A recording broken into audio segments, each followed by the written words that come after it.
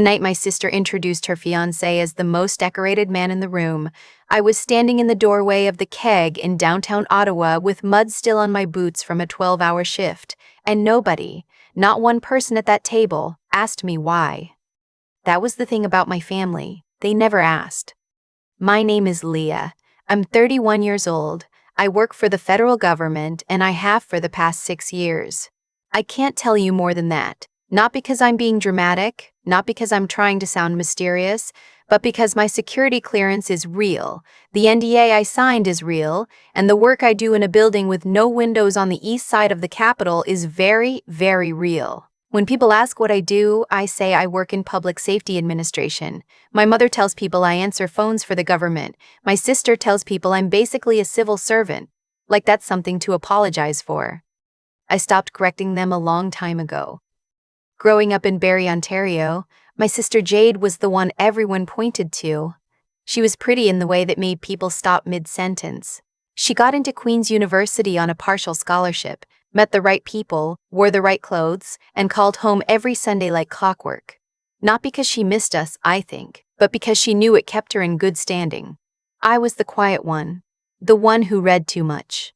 The one who got a bursary nobody in the family understood to study applied mathematics at Carleton, then disappeared into a career path that required 3 rounds of government background checks before they'd even tell me what floor I'd be working on. I didn't resent Jade for being the favorite. I really didn't. I understood it. She was easier to love out loud. She gave my parents something to brag about at the church potluck. Her job in marketing, her condo in Westboro, her Instagram-worthy life that looked like a Pottery Barn catalog. I gave them a daughter who couldn't explain her job at Thanksgiving and came home tired in ways she couldn't describe. But I paid for things. That's the part people don't understand until I tell them the full story. It started small, the way these things always do. My dad's truck needed new brakes the same month my first government paycheck cleared, and I was so relieved to finally have real money that I said yes before he finished asking. Then my mom needed a new refrigerator. Then Jade needed first and last month's rent when she moved to Ottawa because her marketing salary apparently couldn't cover both at once.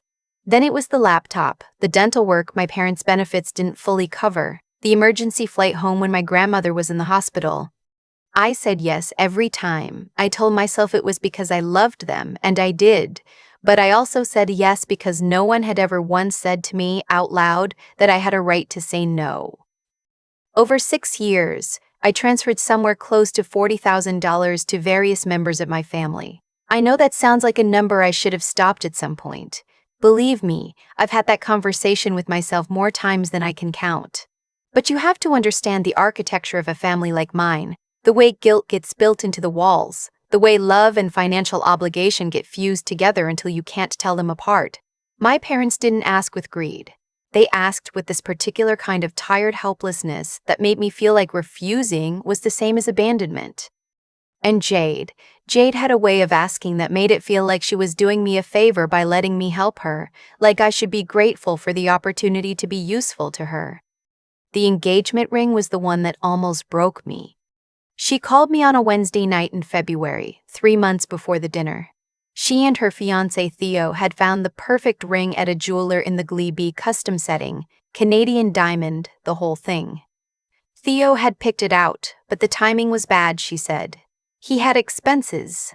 She just needed a bridge loan, she said. She'd pay me back by June. I transferred $4,200 the next morning. I want to be clear, I don't blame Theo for that. He didn't know she called me. I found that out later. At the time, I just knew that my sister was getting engaged to a man she described as the most honorable person I've ever met. And that honorable man's fiancé had just asked her government phone answering sister to front the ring. Jade had met Theo the previous spring at a fundraiser for veterans organizations, the kind of Ottawa event where everyone is either a politician's staffer or trying to become one. He was tall, broad-shouldered, and had a jaw that seemed engineered for dress uniform photos. He had served 8 years with the Princess Patricia's Canadian Light Infantry, done 2 tours in Latvia as part of NATO's Enhanced Forward Presence, and had recently transitioned into a role with the Department of National Defense as a civilian advisor. He was, by every measure, a serious person. He also thought I answered phones for the government. I know this because Jade told me, laughing, one afternoon when she called to confirm dinner details. Theo thinks it's sweet that you work in admin, she said. He said good support staff is underrated. She was laughing when she said it. I don't think she meant it as cruelty. I think she genuinely didn't register it as anything other than small talk. I didn't correct her. The dinner was at the Keek on Spark Street, a celebration of the engagement, officially, though it felt more like a performance put on for Theo's benefit. My parents drove down from Barrie. Jade had made the reservation and sent a group text that said, "Dress up a bit, it's a special occasion," which I understood, in the particular dialect of my family, to mean, "Please don't embarrass us." I came straight from work. I hadn't planned to wear my operational jacket, the one with the unit designation on the left sleeve and the task group identifier on the chest panel. I had a bag in my car with a change of clothes. But there was a situation that afternoon, the kind I can't describe in detail, that ran 2 hours past when it was supposed to resolve. And by the time I walked out of the building into the cold March air, it was already 7:15, and the reservation was at 7:30, and I had exactly enough time to drive, park, and walk in. So I walked in wearing the jacket. I saw the table before they saw me. My parents were already seated. My dad with his good plaid shirt. My mom with the pearl earrings she saves for events she considers important. Jade was beside Theo, leaning into his shoulder, her left hand tilted just slightly so the ring caught the light. She looked genuinely happy. For a moment, standing in the entrance with cold air still on my skin, I felt something close to tenderness toward her. Then my mom spotted me and her face did the thing. The small, barely visible tightening that I'd been reading my whole life. She glanced at my jacket, then away, then back to Theo as if to check whether he'd noticed. I walked to the table. Jade hugged me, which surprised me. Theo stood, which surprised me more. It's just not something most people do anymore, and the reflex of it, the automatic respect in the gesture, caught me off guard. "Leah," Jade said, gesturing like she was introducing a prop. "Finally, Theo, this is my sister." He extended his hand. "Theo Garrett, great to finally meet you." His eyes moved to my jacket as we shook hands, just for a second, the way someone trained to read insignia does it, not rudely, just professionally. I saw something flicker across his face. He didn't say anything. We sat down. The dinner was fine for the first 40 minutes. My dad ordered the prime rib and told the same 3 stories he always tells. My mom asked Jade questions about the wedding venue, and I watched Jade perform her most charming self for Theo's benefit, laughing at exactly the right moments, touching his arm with a casualness that had clearly been rehearsed into naturalism. Theo was gracious and funny and asked me twice what it was like working downtown, which I deflected both times with something vague about bureaucracy. The wine came. Theo ordered a Niagara Pinot Noir and the waiter poured for everyone. It was after the second round that Jade mentioned the funding. She brought it up the way she always brought things up, sideways, through a story about something else. She was talking about the wedding venue, a property outside of Almonte, and how they'd put down a partial deposit but the full amount was due by May. She was looking at my parents as she said it, but the weight of her words was aimed at me. I could feel it the way you feel a door swinging toward you before it actually hits. "It's just a cash flow thing," she said. "We'll have it sorted. Theo's transition bonus comes in July." I picked up my glass. I took a sip. I set it down. "How much is the deposit?" I asked. 6,000, she said. Just like that, like it was the weather. Something happened in me at that moment that had never quite happened before. Not anger, exactly, more like a door closing. Quietly, without drama, without anyone in the room hearing it. Something in me just shut. "I can't help with that," I said. The table went still in the particular way that only families can go still, where everyone is suddenly very interested in their bread plates. Jade looked at me. "What?" "I can't help with the deposit, Jade, I'm sorry." Her expression moved through surprise into something cooler. She glanced at Theo, then back at me. "I wasn't asking you specifically." "Okay," I said. But she was. We both knew she was. What happened next happened quickly. Jade said something about how she'd expected more support from family. My mom made a small noise of agreement. My dad stared at his prime rib. I stayed quiet, and then Jade, who had been holding her wine glass, made a gesture. I still don't know if it was intentional or not, and the glass tipped, and red wine went across the table and onto the front of my jacket. The whole front panel, the task group identifier, the unit designation, all of it. Nobody moved for a second. Then Jade said, very quietly, "Maybe if you dressed appropriately, you wouldn't have to worry about your work clothes." I looked down at the wine spreading across the fabric. I was very calm. I want to say that calmness was strength. Maybe it was just shock. But I sat there and I breathed, and I didn't cry, and I didn't yell, and I picked up my napkin and pressed it to the front of the jacket. It was Theo who spoke first. He was very still. He was looking at the jacket, at what was now clearly visible beneath the wine, at the task group patch, at the designation I'd been wearing all evening without thinking about it. "Leah," he said. His voice was different, quieter and more serious. "Is that—" He stopped. He looked up at me. "Which task group?" I met his eyes. "I can't discuss that," I said. He nodded, slowly. He understood exactly what that meant. People who haven't worked in or adjacent to federal security hear, "I can't discuss that," and think it's evasiveness. People who have worked in those environments hear it as confirmation. He set his wineglass down on the table very deliberately. "Jade," he said. She was still looking at me with that cool expression. "En fils. Do you know what your sister does?" "She works in government administration." "Leah, I didn't mean the jacket comment to—" "She doesn't work in administration." He said it simply, without drama. "That patch," he gestured toward the front of my jacket, and I watched his jaw tighten. "That's not an administrative designation." Jade blinked. "What are you talking about?" "I'm talking about the fact that your sister is wearing a task group identifier that I have seen exactly once before on a briefing document that required top secret clearance to access." He looked at her steadily. "And you just poured wine on it." The table was so quiet I could hear the restaurant around us. Glasses clinking, a burst of laughter from somewhere near the bar, the low hum of a Friday night in Ottawa that had nothing to do with any of us. My dad put his fork down. My mom said very quietly, "Leah." I looked at her. In 31 years, she had never asked me that question the way she asked it right then, like she was actually waiting for the answer. Like she didn't already think she knew everything about me. "I work in public safety," I said. "That's all I can tell you." Theo looked at Jade. "You called her a secretary."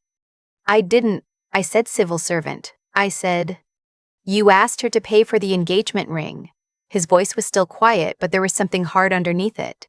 "She transferred us $4,000, Jade. I didn't know that until last week when I saw our bank statement. You told me it was from your savings." The sound Jade made wasn't quite a word. "I thought it was strange," Theo said, looking at his wine glass, "that your savings account moved that money in a single transfer at 7:40 a.m. on a Wednesday. I didn't want to bring it up at dinner. But here we are." My mother reached across the table and touched my hand. I looked down at her fingers on mine.